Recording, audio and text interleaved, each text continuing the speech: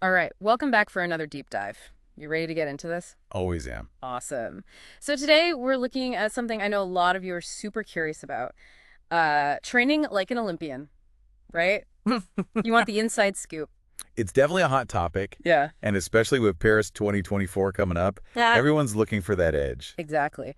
So you guys sent in a really interesting mix of sources for this one. We've got articles from Oxner Health, Mhm. some stuff from the official Olympics website, and even some insights from places like X3 Sports. Yeah, it's a great combo of like the medical side, Yeah. the inspirational athlete stories, and then the actual like how-to from fitness centers. Exactly.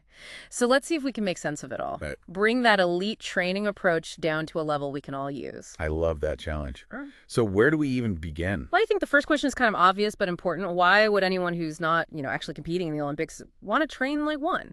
Right? Yeah. Like, is it just about pushing yourself harder, or is there something more to it?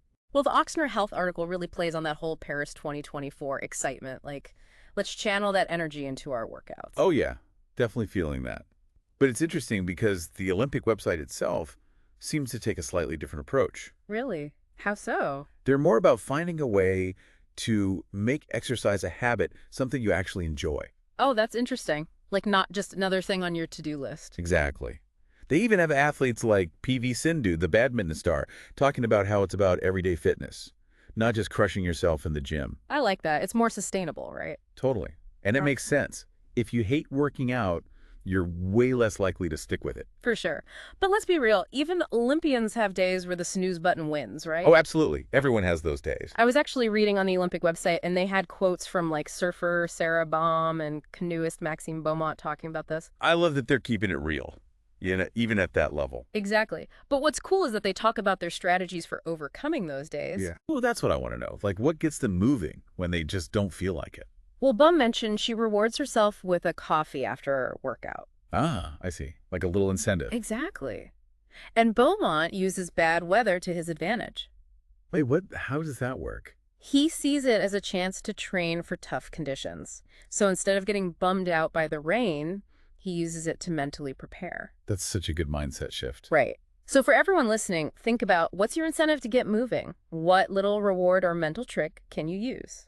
Love that. So are we ready to get into some actual training tips? Let's do it. But first, I want to talk about morning rituals because the Olympic website had some really surprising ones. Oh, I'm intrigued. Lay it on me. Okay, get like this BMX champ, Logan Martin, gets his cardio in by chasing his kids around the house in his pajamas. You're kidding. That's amazing. Right. Like, who needs a fancy gym when you've got toddlers? Seriously. Yeah. But then you have someone like figure skater Ilya Malinin, who starts his day with very structured dynamic stretching, So totally different approach. but both super effective in their own way. It just shows you there's no one right way to do things. Exactly. But I did notice a common thread. A few athletes mentioned yoga. Ah, yes. Yoga is definitely having a moment in the athletic world. And for good reason. It's not just about flexibility and balance anymore. It's about that mental focus, too. Which is so crucial for any athlete, especially if you're aiming for that Olympian level of performance. Okay, so we've talked about motivation morning rituals. Now let's get to the fuel, right? What are these athletes eating? Yeah, because you can't train on an empty stomach. The Oxner Health article keeps it pretty straightforward. Limit fat, prioritize lean protein, and lots of fruits and veggies. Classic advice. But actually, the Olympic website has some interesting stuff about healthy fats. Oh, really? I thought fat was the enemy. Not necessarily. And they're saying healthy fats are important for hormone production and energy, especially for athletes. It's all about finding the right balance. Gotcha. So maybe talking to a nutritionist could be helpful. Definitely. And don't forget hydration. Oh, yeah. That's huge, especially in the summer. The Olympic website, especially the surfer Sarah Baum, really stressed that. It's so easy to get dehydrated when you're training hard. Now, for a topic I bet you weren't expecting, the power of squats Squats, really. and skipping rope. Okay, now I'm really curious. Tell me more.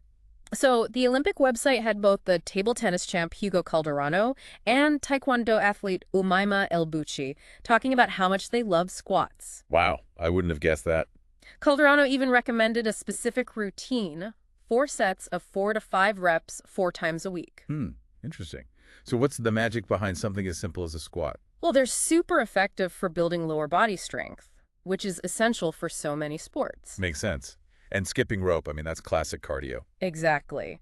And the OSIM article talked a lot about skill development and how these basic exercises build the foundation for more complex movements. So it's about mastering the fundamentals. Right, exactly. But it's not just about one killer workout, it's about consistency. Oh, yeah, consistency is key. The Olympic website had this great quote from heptathlete Anna Hall. She said, "Never miss 2 workouts in a row." Ooh, I like that. Yeah. It's like a rule to live by. Right, it's so easy to let things slide, but that's a great way to hold yourself accountable. Definitely.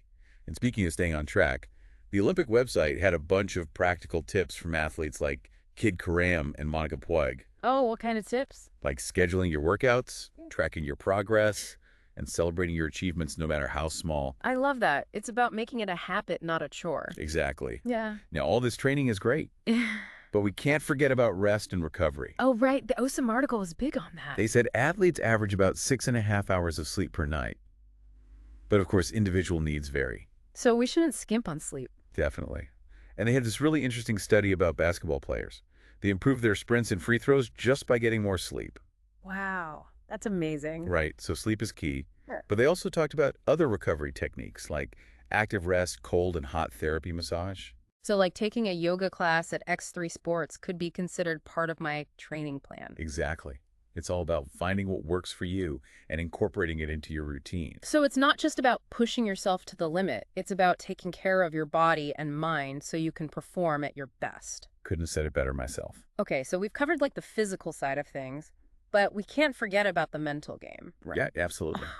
The OSIM article actually had a whole section on that. And it made me think about something X3 Sports mentioned, incorporating yoga for mental focus. Ah, yeah, yoga's great for that. Right, so it's Yeah. not just about the physical benefits. Definitely. It's about training your mind, too. And the OSIM article brought up this incredible example, gymnast Chusovitina. Oh, yeah. She's amazing. Yeah. Still competing at like 41 years old. I know. And she talks about how much she uses visualization, like picturing herself doing her routines perfectly. That's so powerful. Yeah. It's like you're mentally rehearsing. Exactly. So Yeah. you're building that confidence and preparing your mind for success. And it's not just for elite athletes. We can all use visualization in our own training. For sure. But with all this advice from these incredible athletes, it's easy to feel overwhelmed. Like, where do we even begin?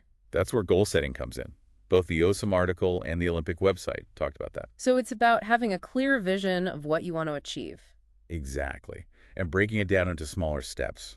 So instead of just saying, I want to be more fit, you set a specific goal, like running a 5K or mastering a certain yoga pose. Exactly. And those goals don't have to be huge, monumental things.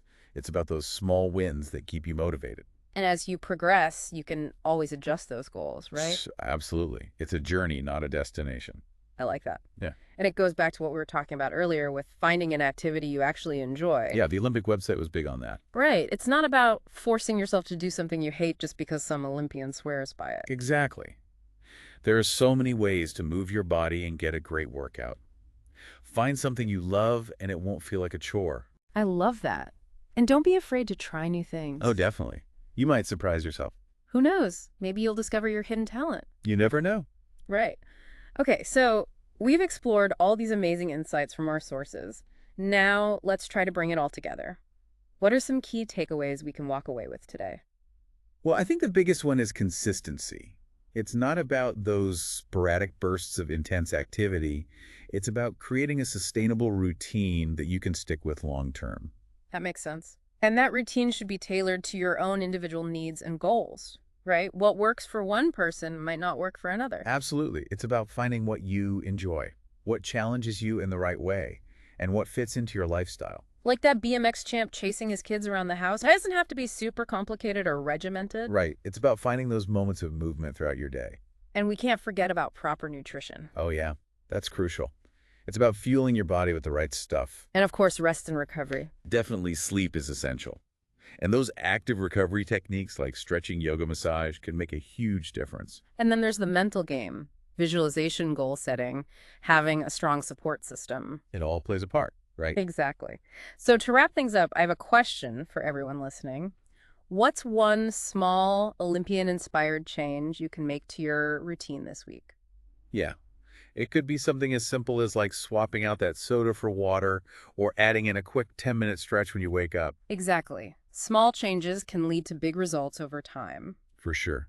And I think sometimes we get caught up in this idea that we have to totally overhaul our lives to be healthier. Right. It's like all or nothing thinking. Exactly. But it doesn't have to be that way. It's about those little steps, those daily choices that Right. add up over time. And as you start to feel better, have more energy, sleep better, Mm. it becomes this positive cycle, right? You're motivated to keep going. Absolutely. Success breeds success. It's not about reaching some perfect ideal. It's about making sustainable changes that improve your overall well-being. Yeah. And being kind to yourself along the way. Right. It's a journey, not a race. Exactly. There will Yeah. be days when you're super motivated and days when you just want to hit snooze. Oh, yeah, for sure. But the key is to just keep showing up for yourself, Yeah. even when it's tough. I think that's what's so inspiring about these Olympians. They've all faced setbacks, injuries, self-doubt, but they keep going. It's about that resilience, that mental toughness. That's what separates the good from the great. And it's something we can all cultivate in our own lives. Absolutely. It's not about being perfect. Yeah. It's about getting back up when you fall down. Love that. So as we wrap up this deep dive, we'd love to hear from you guys. Yeah. What are your takeaways? What are you going to try? What's one small Olympian-inspired change you're going to make this week? Share your thoughts, your progress, your challenges. We're all in this together, right? Absolutely. A community of support can make all the difference. So until next time, keep exploring, keep moving, Yeah. and keep striving for that Olympian within you. We'll see you on the next deep dive.